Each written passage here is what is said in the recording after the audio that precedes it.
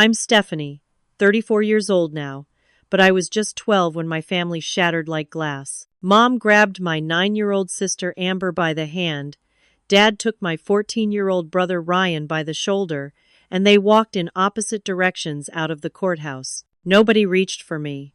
I stood alone while the judge's words echoed. The difficult middle child will enter state care. 22 years later, they all came crawling back needing something. Now I'm the one saying no. Before I dive into this story, where are you watching from today? Drop your location in the comments. If my story resonates with you, please hit that like button and subscribe to hear more stories of survival and setting boundaries. Sometimes the family we choose is stronger than the one we're born into, and I can't wait to share how I built mine from scratch. Before everything fell apart, we seemed like any other middle-class American family. We lived in a 4-bedroom house in a decent neighborhood in Portland. Mom Jessica worked as a nurse at the local hospital, often pulling night shifts and overtime. Dad Robert managed crews at a construction company, coming home tired but usually in good spirits. Ryan excelled at sports. Amber was the artistic one, and I was somewhere in between, good at school but not exceptional at anything that made my parents beam with pride. Looking back, the warning signs were there, but as children, we brushed them off. The hushed arguments behind closed doors that grew louder over time. The separate bedrooms that happened because Dad snores. The family dinners that became increasingly silent or tense. Mom working extra shifts that I later realized were unnecessary. Dad coming home later and later, smelling like unfamiliar cologne. Everything exploded on a rainy Tuesday in April. I came home from school to find Mom throwing Dad's clothes onto the front lawn, screaming words I'd never heard her use before. Amber was crying in the corner of the living room. Ryan stood frozen on the porch, his backpack still on. "You bring your whore into my house? Into my bed?" Mom screamed, her face contorted in rage I'd never seen before. Dad tried to collect his soaking clothes from the yard while neighbors peeked through windows. "Jessica, stop! The kids don't need to see this. The kids need to know what kind of man their father is." She turned to us, her eyes wild.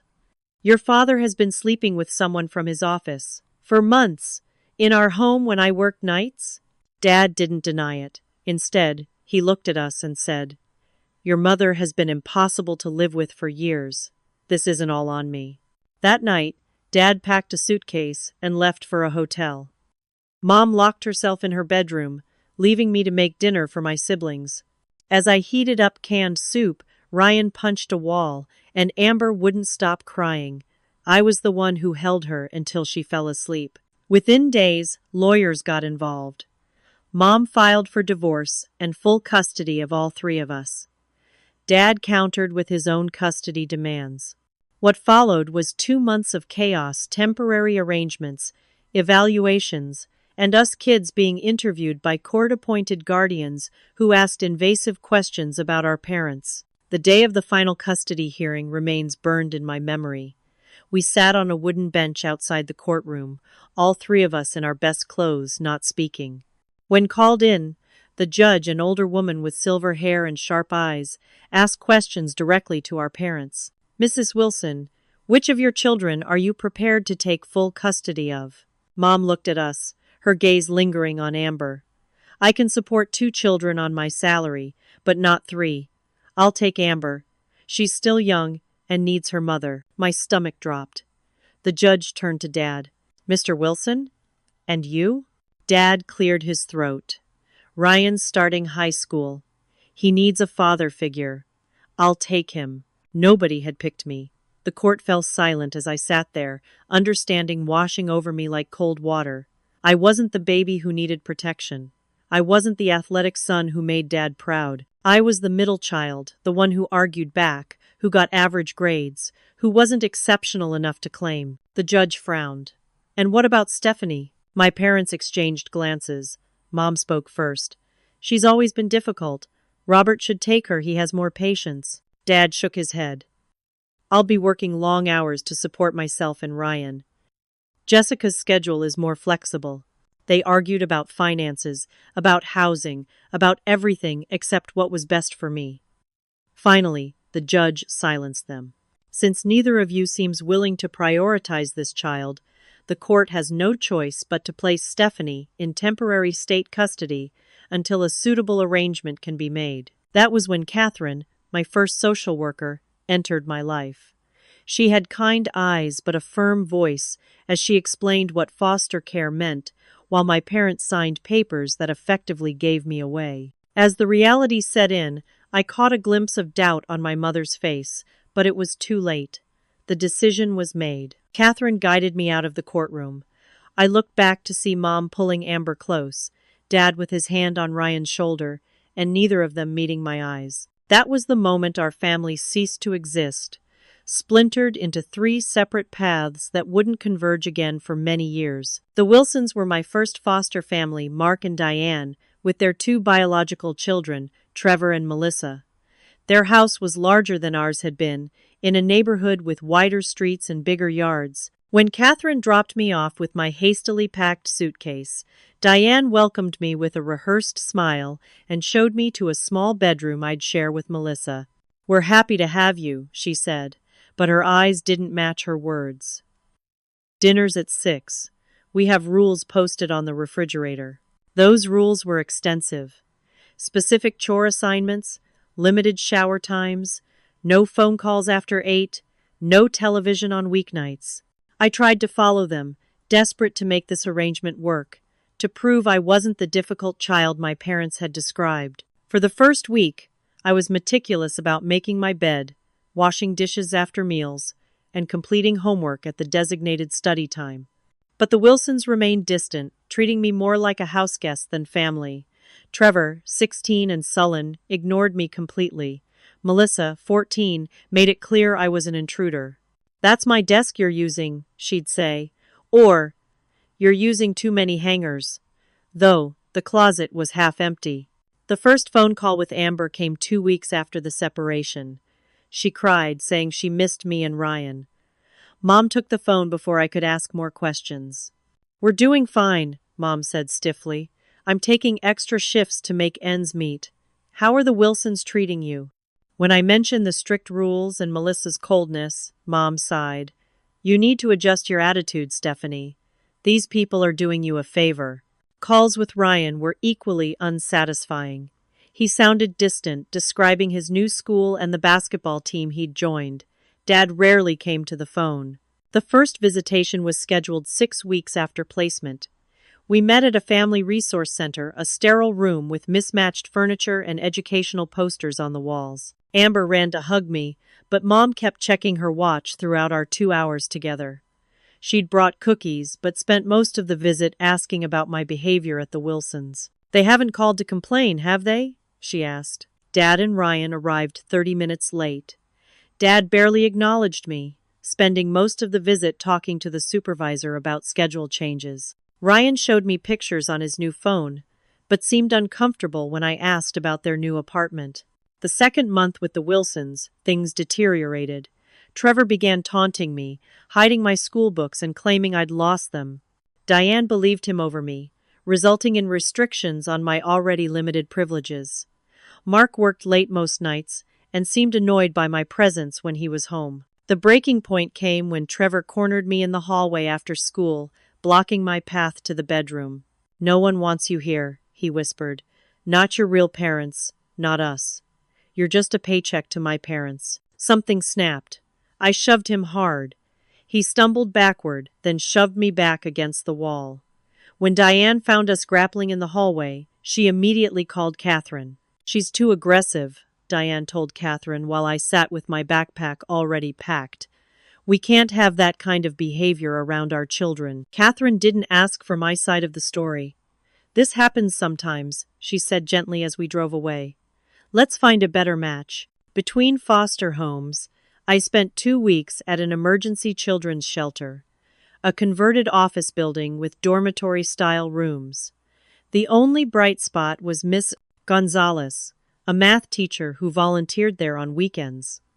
She noticed I was struggling with fractions and spent an hour helping me understand. "You're smart, Stephanie," she said. "Don't let your circumstances define your potential."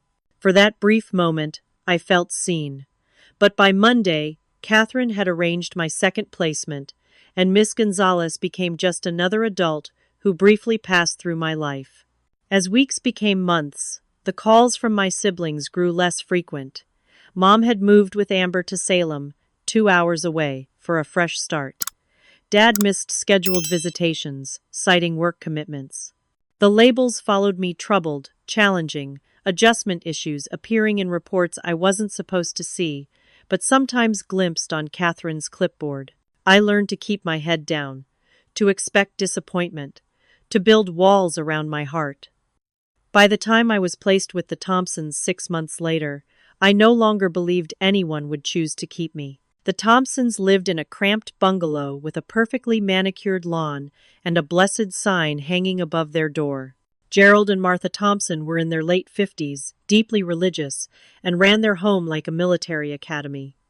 Martha greeted me with a printed schedule and handbook on my first day. "We believe in structure and discipline," she explained, her thin lips barely moving as she spoke. "The Lord helps those who help themselves." The handbook outlined expectations in excruciating detail.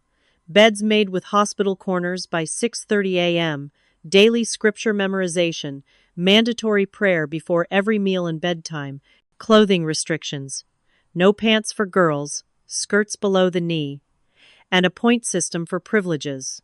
Gerald worked as an accountant and barely spoke, communicating mainly through nods or frowns. At dinner, he'd quiz me on the Bible verses I was assigned to memorize, his disappointment evident when I stumbled over unfamiliar passages. "Diligence, Stephanie," he'd say.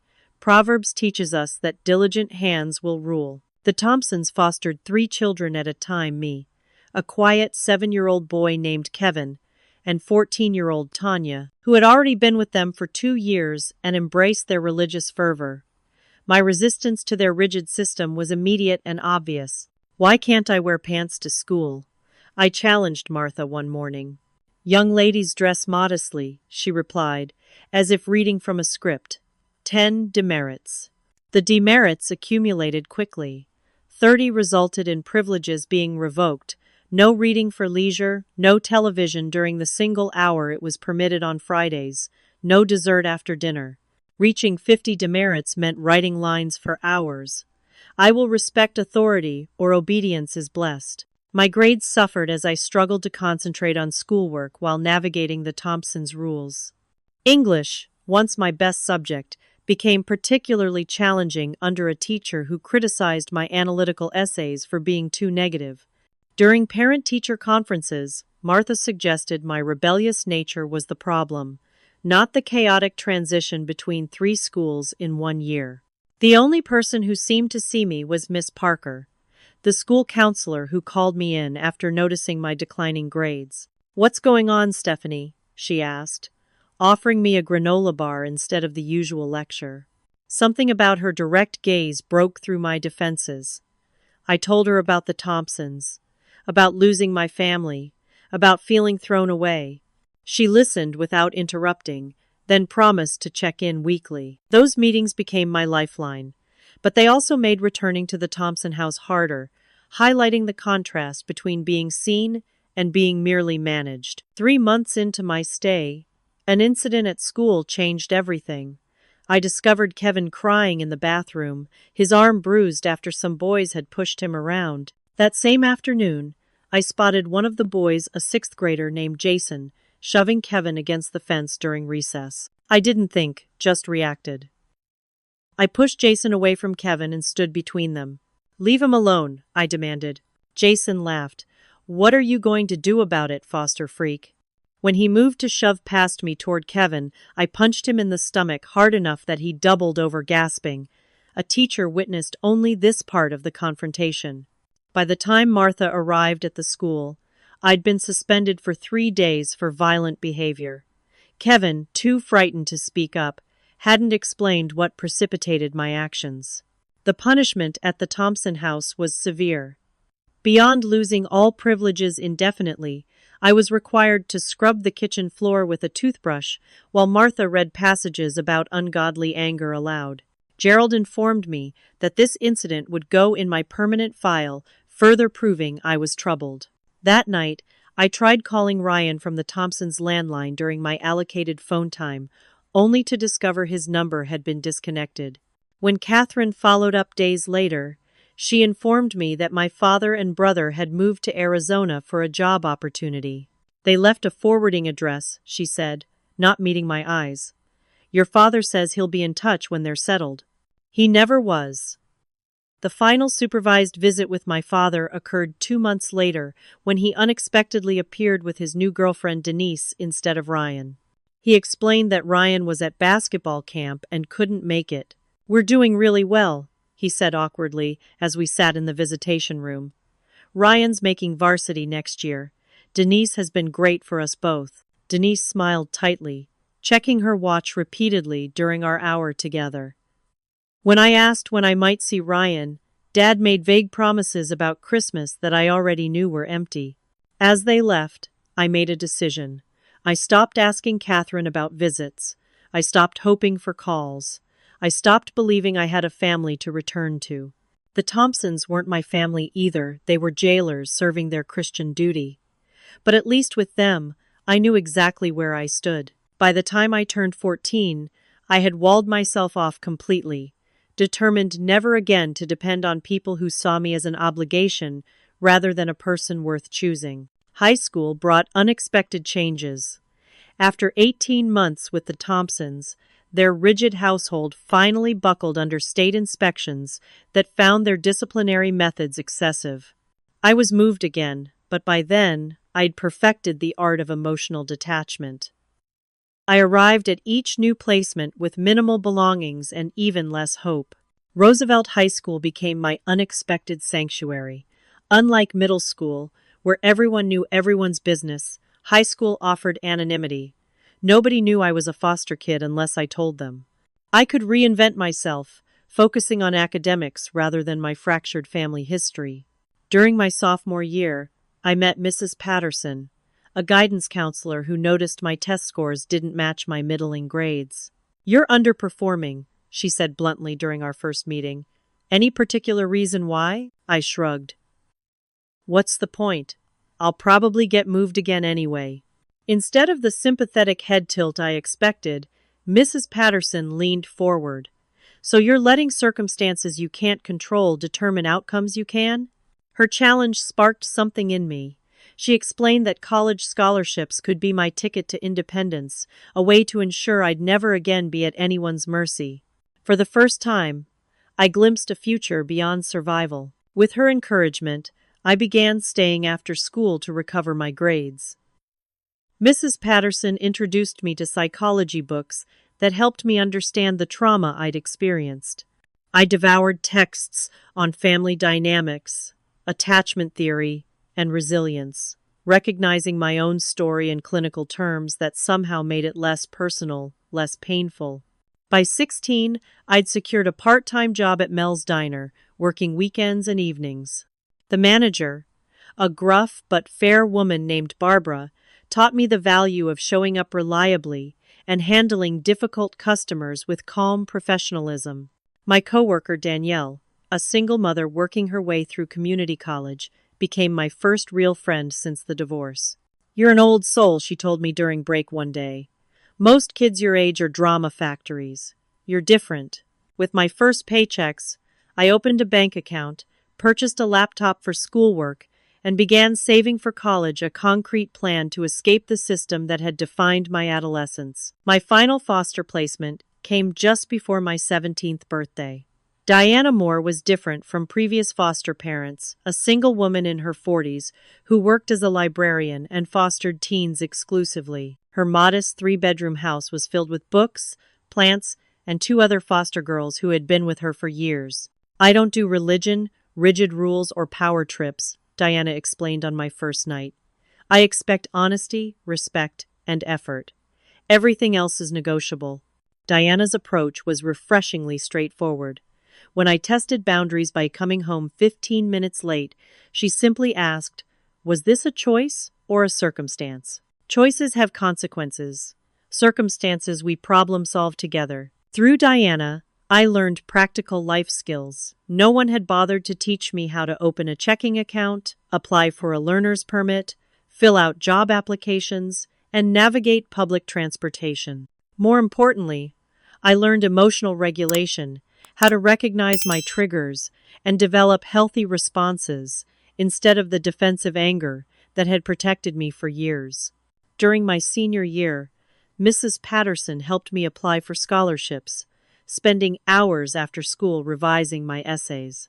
When the acceptance letter from State University arrived with a substantial financial aid package, Diana organized a celebration dinner. "You did this," she said, raising her glass. "No one can ever take this accomplishment from you." Graduation day arrived without any biological family present.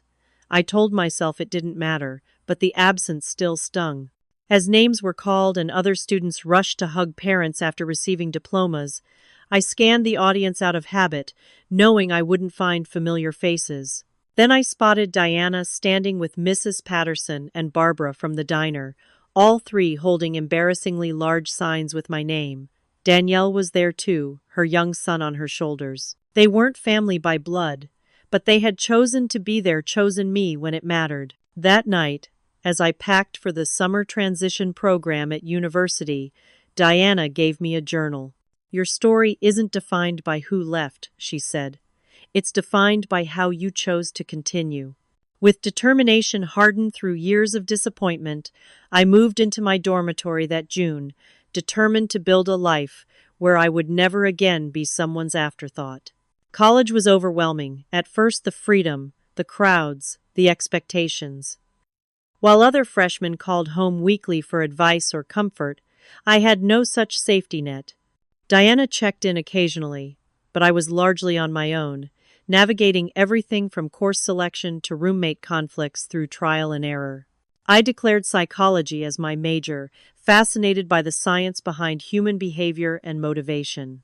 Working 20 hours weekly between the campus bookstore and library while maintaining a full course load left little time for the typical college social scene, but I preferred it that way.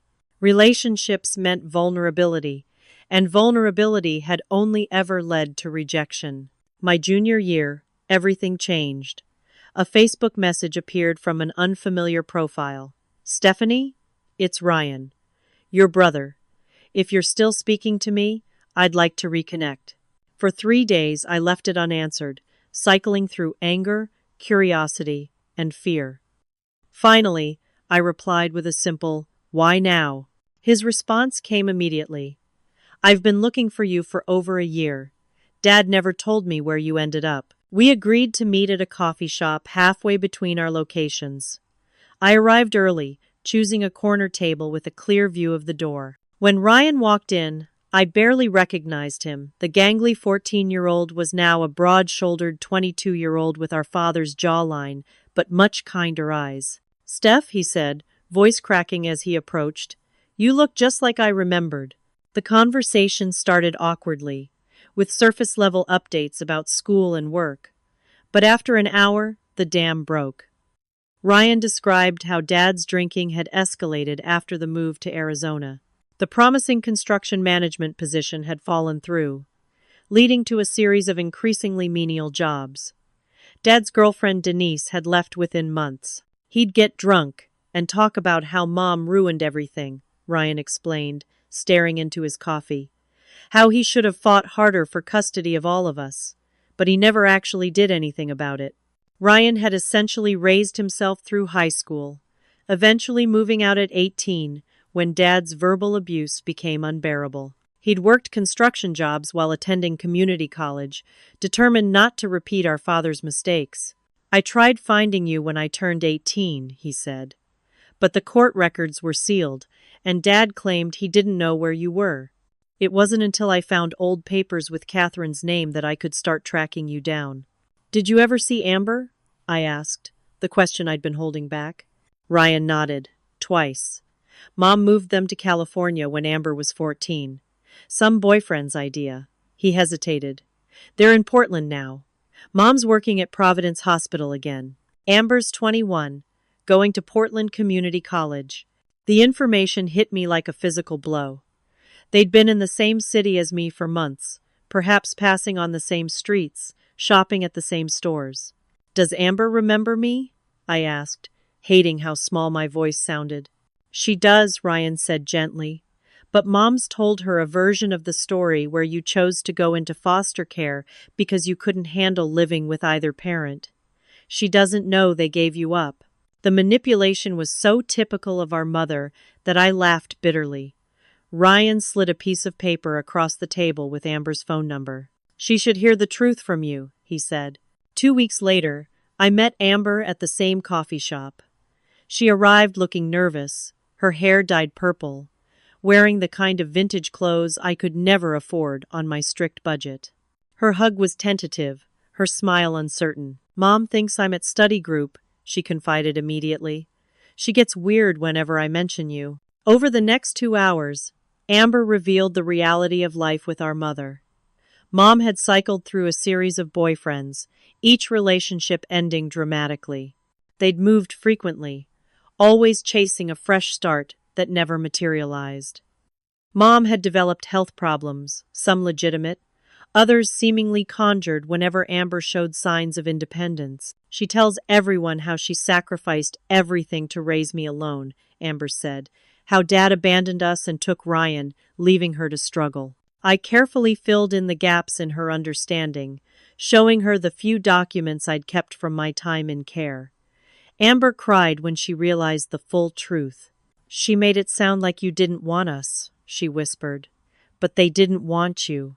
As painful as the conversation was, it created a bridge between us.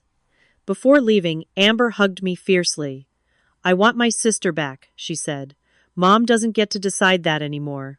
As I walked back to my apartment, I felt something shift inside me, a protective instinct awakening. For years, I'd worked to heal my own wounds. Now I realized my siblings carried different but equally painful scars from our family's implosion. With that understanding came a new sense of purpose. Graduate school acceptance came with a teaching assistantship that finally provided financial stability.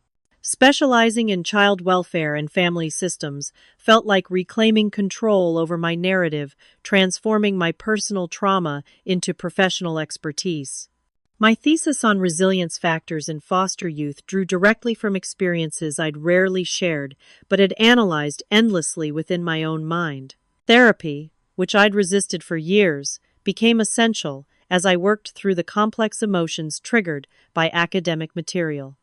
Dr. Winters, a no-nonsense therapist who specialized in childhood trauma, challenged my carefully constructed defenses. You've intellectualized your abandonment, she noted during our third session. That's a sophisticated coping mechanism, but it doesn't heal the wound.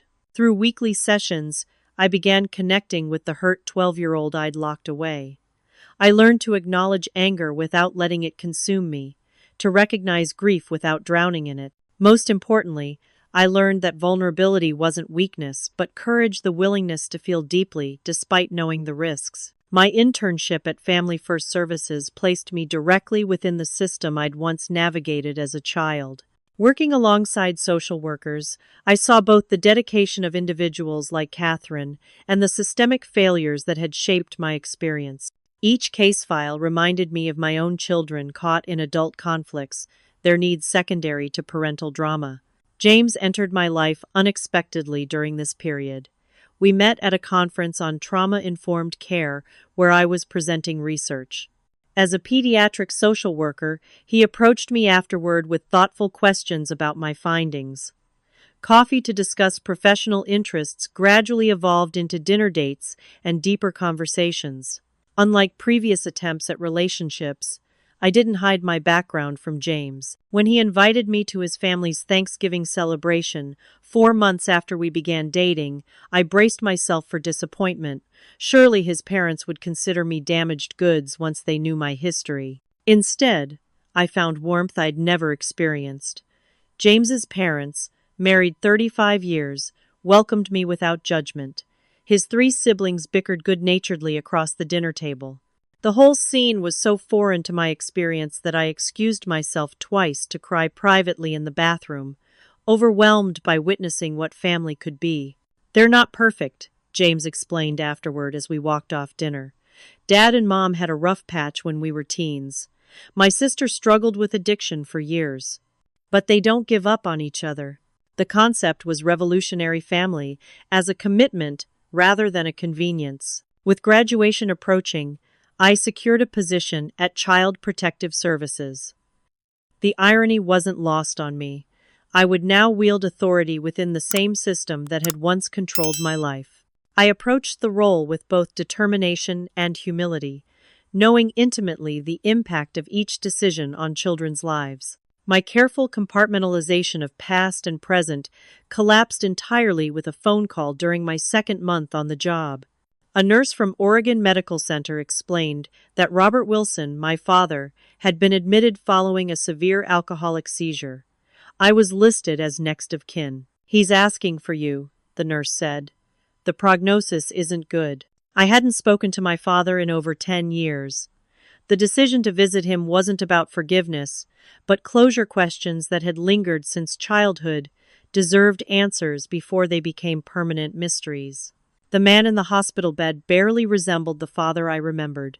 Jaundiced and frail, connected to various machines, he seemed 2 decades older than his actual 56 years.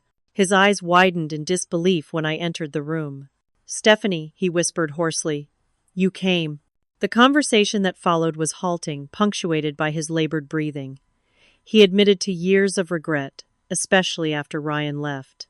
He'd tried to find me once he got sober, 3 years earlier, but hadn't known where to begin. "I was a coward," he said. "At the courthouse I should have fought for you. I've thought about that day every day since." I asked the question that had haunted me for years. "Why didn't you want me?" He closed his eyes, tears leaking from the corners. "I did want you. I was selfish and scared and stupid.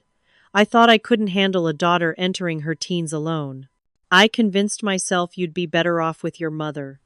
He opened his eyes, meeting mine directly. "It was the worst mistake of my life." The apology couldn't erase years of abandonment, but it loosened something that had been tightly knotted inside me. 3 days later, my father died with Ryan and me at his bedside. We arranged a small funeral, just the two of us and a few of Dad's former coworkers. As we sorted through his meager possessions afterward, Ryan found a box containing childhood photos, school reports, and newspaper clippings of my college graduation announcement, evidence that I'd been thought of, even if I hadn't been sought out. The discovery didn't excuse his actions, but complicated the narrative I'd built around being completely forgotten. Grief, I learned, is rarely straightforward, especially when mourning someone who hurt you deeply. I grieved not just my father's death, but the relationship we never had, the protection he never provided, the apology that came too late to rebuild anything meaningful. This complicated healing process informed my professional approach, reminding me that behind every case number was a complex human story with no simple villains or victims. Children and parents alike deserved compassion, alongside accountability, a balance I strived to maintain in my growing caseload. 3 years into my career as a social worker, I had established a reputation for thoroughness and fairness. My apartment, while small, was mine alone, a sanctuary decorated with bookcases, plants, and carefully chosen art. I maintained regular contact with both Ryan and Amber, our relationship steadily strengthening despite geographic distance and busy schedules. The office receptionist's call came on an ordinary Tuesday. "There's a Jessica Wilson here to see you. Says she's your mother." My hands turned ice cold as I stared at the phone. In 7 years, she had made no attempt to contact me. Why now? I considered refusing, citing professional boundaries, but curiosity won out. Mom had aged noticeably, her once dark hair now gray at the temples, her frame thinner than I remembered. But her eyes remained sharp, calculating as they assessed my office, my appearance, my reaction to her presence. "You look well," she said, settling into the chair across from my desk without waiting for an invitation. "I always knew you'd land on your feet." The casual remark, as if she'd been a supportive presence rather than completely absent, ignited anger I thought I'd processed in therapy. I kept my expression neutral, professional distance my only defense. "What can I help you with?" I asked. Mom explained that she had developed fibromyalgia and could no longer work full nursing shifts. Her medical benefits were running out, and her apartment complex was raising the rent.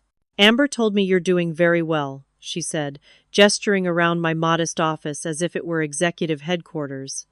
I thought perhaps I could move in with you temporarily while I sort things out. The audacity was breathtaking.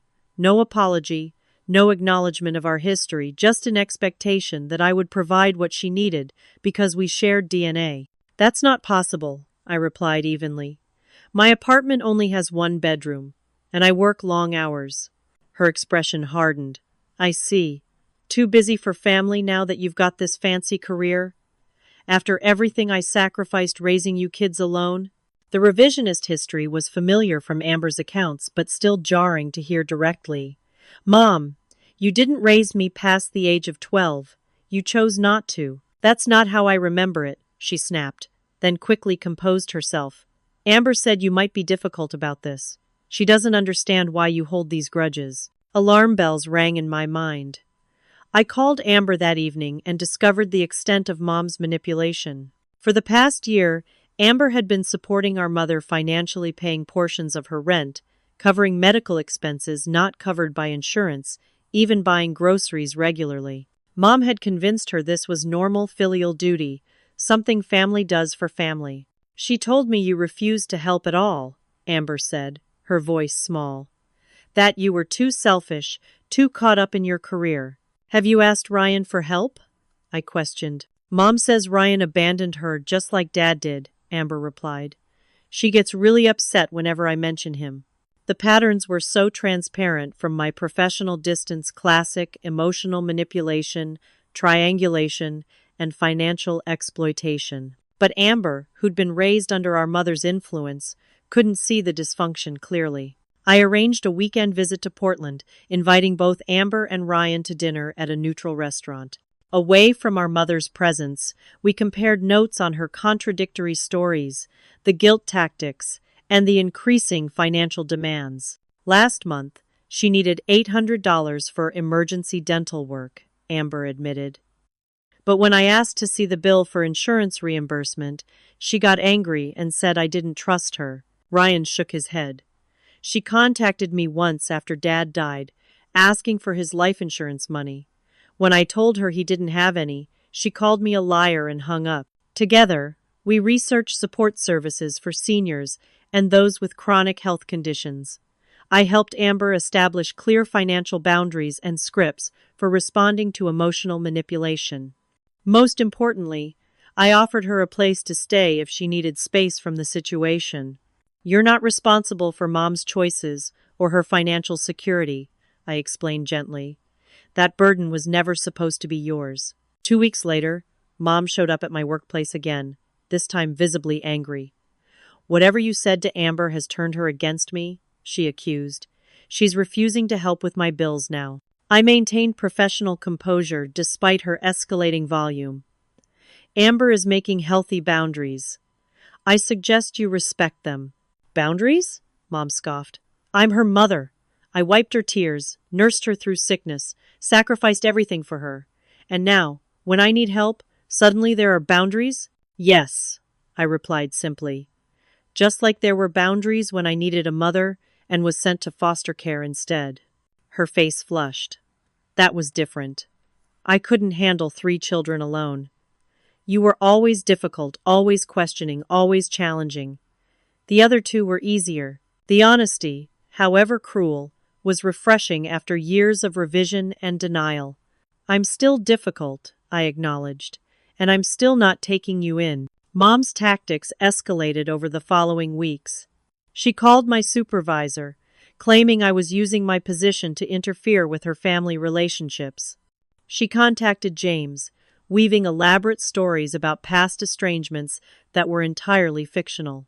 When these approaches failed, she began calling Amber daily, complaining of worsening symptoms and inability to care for herself. The breaking point came when Amber called me sobbing at midnight. Mom had threatened suicide when Amber refused to co-sign a lease for a new apartment. I immediately drove to Portland, arriving at Amber's apartment to find her distraught and exhausted from months of emotional blackmail. I can't do this anymore, she whispered as I held her. But she's our mom. We can't just abandon her. Refusing to be manipulated isn't abandonment, I explained. It's self-preservation. The next morning, we met Mom at a cafe, presenting a united front. I laid out what support we could realistically offer: help navigating social services, occasional practical assistance with transportation to medical appointments, periodic check-ins. What we would not provide: housing, regular financial support, or tolerance for emotional manipulation. "So this is it?" Mom asked, tears welling. "After everything I've done, my own daughters are turning their backs on me?" "No," I replied firmly. "We're offering what we can sustainably give. The choice to accept it is yours." She left without ordering, slamming the door dramatically behind her. Amber crumpled in her chair. "Did we do the right thing?" she asked. "Yes," I assured her, though the weight of the decision sat heavily on both our shoulders. Sometimes love means setting boundaries, not removing them. 3 months of uneasy silence followed our confrontation with Mom. Amber moved into my spare bedroom temporarily, needing distance from Portland and the guilt she felt passing her mother's apartment building. Ryan visited regularly, the three of us gradually building the sibling relationship we'd been denied as children. The phone call came at 3 in the morning. Mom had been hospitalized with severe abdominal pain. Emergency surgery revealed a perforated ulcer requiring extensive recovery. The hospital social worker explained that Mom would need significant support during recovery, with limited mobility for at least 6 weeks. Despite our complicated history, we couldn't simply walk away. Ryan flew in from California, where he'd been working on a construction project. Together, we transformed my living room into a temporary recovery space, converting the sofa to a medical bed and rearranging furniture for walker accessibility. Mom arrived looking smaller than I'd ever seen her, genuinely surprised by the preparations we'd made. "I didn't think you'd do this," she admitted, as Ryan helped her settle onto the converted bed. "We're not monsters," I replied, adjusting her pillows. "But this arrangement comes with conditions." Those conditions included attending family therapy sessions, applying for the assistance programs we'd researched, and respecting the boundaries we established regarding finances and emotional manipulation. Mom agreed readily, her vulnerability momentarily genuine rather than tactical. The first week passed in a blur of medication schedules, wound care, and awkward attempts at normal conversation. Ryan took the night shift, sleeping on an air mattress beside Mom's bed. Amber handled daytime care between classes. I coordinated everything, using professional connections to expedite home health visits and equipment delivery. Beneath the practical cooperation, tensions simmered.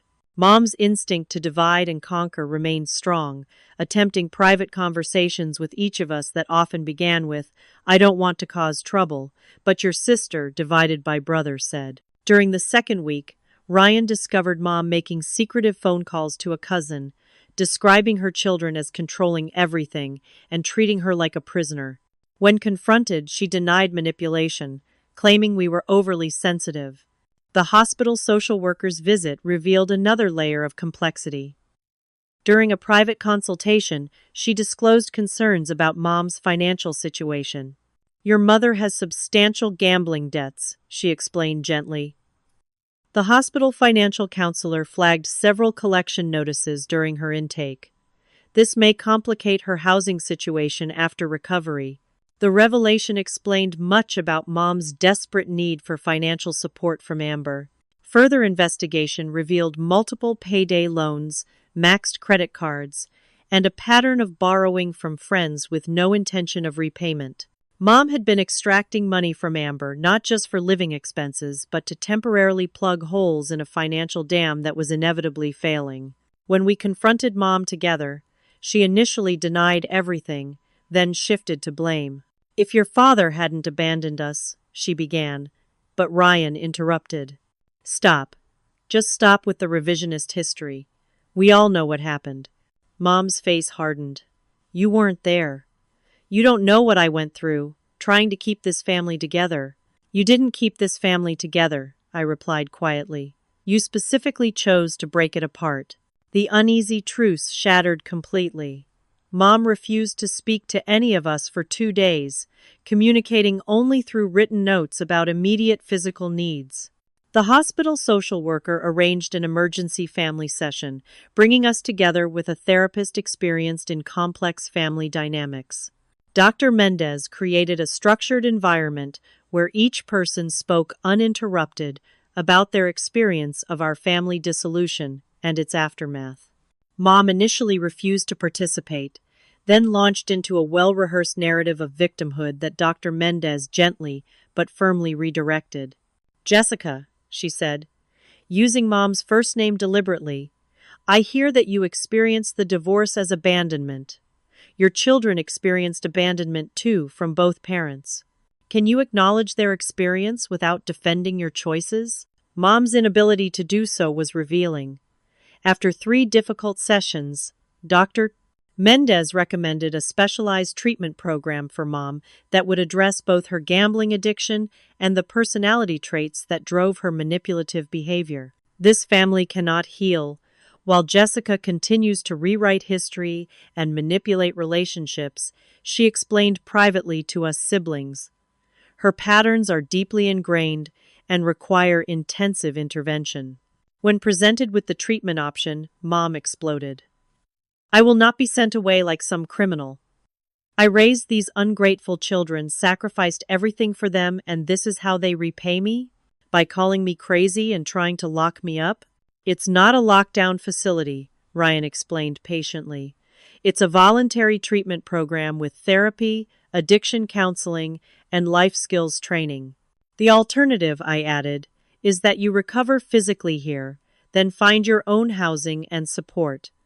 We cannot continue enabling behaviors that harm you and us." Mom's face contorted with rage. "So that's my choice? Submit to being labeled mentally ill or be homeless?" "Your choice," Amber said, finding her voice at last, "is to get help or to continue destroying yourself and hurting us in the process. We're offering you a path forward, not punishment." Mom looked at each of us in turn, perhaps truly seeing us as adults with our own needs and boundaries for the first time. What she saw clearly displeased her.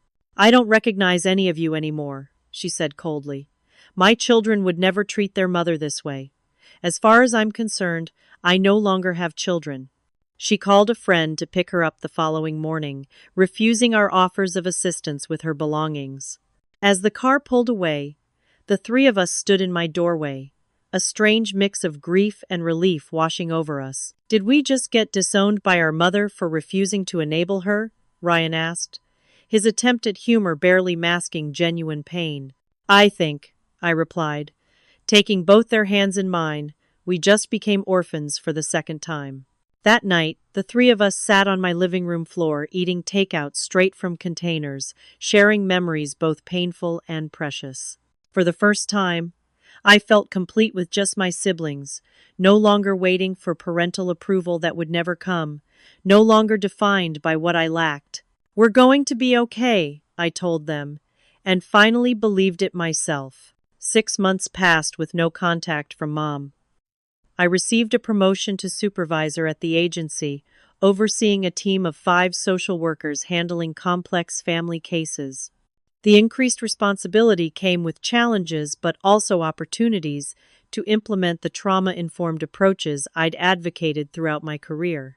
Amber completed her associate's degree and transferred to the state university to pursue nursing, motivated partly by witnessing the compassionate hospital staff during Mom's stay. She moved into campus housing, embracing independence with growing confidence. Ryan's construction business expanded from residential renovations to commercial projects. He met Caroline, a kindergarten teacher whose patience and warmth complemented his more reserved nature. When he called to announce their engagement, his happiness was palpable through the phone. The 3 of us established new traditions to replace the family holidays we'd never properly experienced.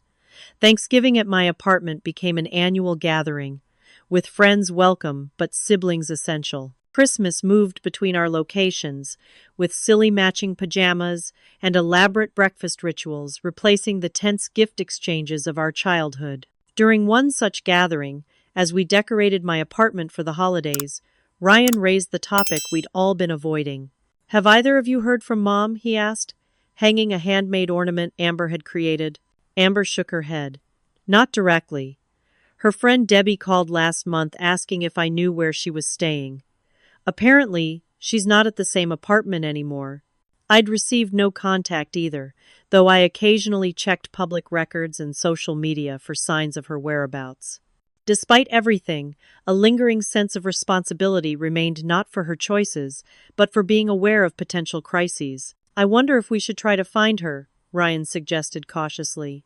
"Not to reconnect necessarily, but just to know she's okay." The question hung between us, complicated by our journey toward healing. Before we could decide, a letter arrived addressed to all three of us, forwarded through my workplace. Mom's handwriting was unmistakable on the envelope. We gathered around my kitchen table to read it together, each of us bracing for potential manipulation or accusations. Instead, we found something unexpected: an apology, halting and imperfect, but recognizably genuine. Mom had entered treatment after all, though not the program we'd suggested. A gambling crisis that left her briefly homeless had finally broken through her denial. 3 months into recovery, her counselor had suggested making amends as part of the healing process. "I understand if you want nothing to do with me," she wrote. "I would deserve that. But I want you to know that I finally understand the damage I've caused, not just recently, but throughout your lives. Especially to you, Stephanie. There is no excuse for abandoning my child. I have lived with that shame by denying it existed. I can't change the past, but I am working to change myself." She included contact information for her treatment facility, but made no demands for responses or visits. The letter ended simply, "You deserved better parents than you got. I'm sorry for my part in failing you." We sat in silence after reading, each processing the unexpected development differently. "Do we respond?" Amber finally asked. The question led to hours of honest conversation about forgiveness, boundaries, and what healthy family relationships might look like moving forward. We decided together that any reconnection would happen slowly, with clear conditions and professional support. Ryan drafted a response on behalf of all three of us, acknowledging Mom's steps toward recovery while maintaining the boundaries we'd established. We offered limited contact initially, monthly email updates rather than phone calls or visits, allowing emotional distance while rebuilding basic trust. 2 weeks before Thanksgiving, Mom replied with gratitude for the opportunity and respect for our terms. She asked permission to send small gifts for the holiday, nothing expensive, just tokens to acknowledge the occasion. After discussion, we agreed, with the understanding that gifts came with no obligations. The packages that arrived contained thoughtful, modest items: a cookbook for Amber, who had discovered a passion for baking, a quality tape measure for Ryan's work, and for me, a framed photograph I'd never seen before. It showed the 5 of us at a beach when I was about 10, before everything fell apart. In the image, I sat building an elaborate sandcastle while my family watched admiringly. Mom had written on the back, "You were always the builder, creating something from nothing. I should have seen your strength sooner." Our first in-person meeting occurred in January, at a restaurant chosen for its neutral territory and public setting. Mom arrived early, visibly nervous, dressed simply but neatly. The physical improvement since her hospitalization was striking: clear eyes, healthy weight, steady hands. Conversation began awkwardly, with safe topics like the unusually cold winter and Amber's studies. Gradually, we navigated toward more substantial ground, discussing Mom's ongoing therapy and 12-step program. "I understand now that I used Amber as a replacement for my own sense of identity after the divorce," she admitted, looking directly at my sister. "I made you responsible for my happiness. That was wrong." To Ryan, she acknowledged using him as a weapon against our father, poisoning their relationship with her bitterness. And to me, She finally spoke the words I'd needed to hear for 22 years. I rejected you because you reminded me too much of myself, the parts of myself I couldn't face. Your questions, your independence, your unwillingness to pretend everything was fine when it wasn't. I punished you for qualities I should have nurtured. The acknowledgement didn't erase the past, but it loosened its grip on our present. As we prepared to leave, Mom respected our boundaries, not pushing for hugs or commitments to future meetings. Instead, she simply said, "Thank you for today. It's more than I deserved." Over the following months, our relationship developed cautiously. Mom attended family therapy sessions willingly, working through difficult conversations about the past with growing accountability. She maintained her recovery, finding purpose in volunteer work with other women struggling with gambling addiction. By Thanksgiving, we felt secure enough to include her in our gathering, though with clear parameters. She arrived with a store-bought pie rather than empty hands, respected the seating arrangement that placed her at the edge rather than the center of the table, and listened more than she spoke. As we shared what we were grateful for, Mom's turn came last. She looked around the table at the family that had formed, despite her actions rather than because of them. "I'm grateful for second chances," she said simply, "and for children who became better adults than their parents taught them to be." Later that evening, as Ryan and Caroline washed dishes and Amber showed Mom her latest nursing school projects, I stepped onto the balcony for a moment alone. The night was clear, stars visible despite the city lights. I thought about the 12-year-old girl standing alone in that courthouse, convinced she was unwanted and unworthy. I wished I could tell her that the abandonment would eventually make sense, not because it was justified, but because it would forge her into someone strong enough to rebuild what others had broken. That she would create a family based on choice rather than obligation. That saying no to toxic patterns would eventually open the door to healthier connections. The sliding door opened behind me, and Amber stepped out, wrapping a blanket around both our shoulders. "You okay?" she asked, leaning against me. "I am," I answered truthfully. For perhaps the first time, I really am. This journey from abandoned child to family cornerstone wasn't one I would have chosen, but standing there with my sister, I recognized its value. In learning to set boundaries, I had discovered my own worth.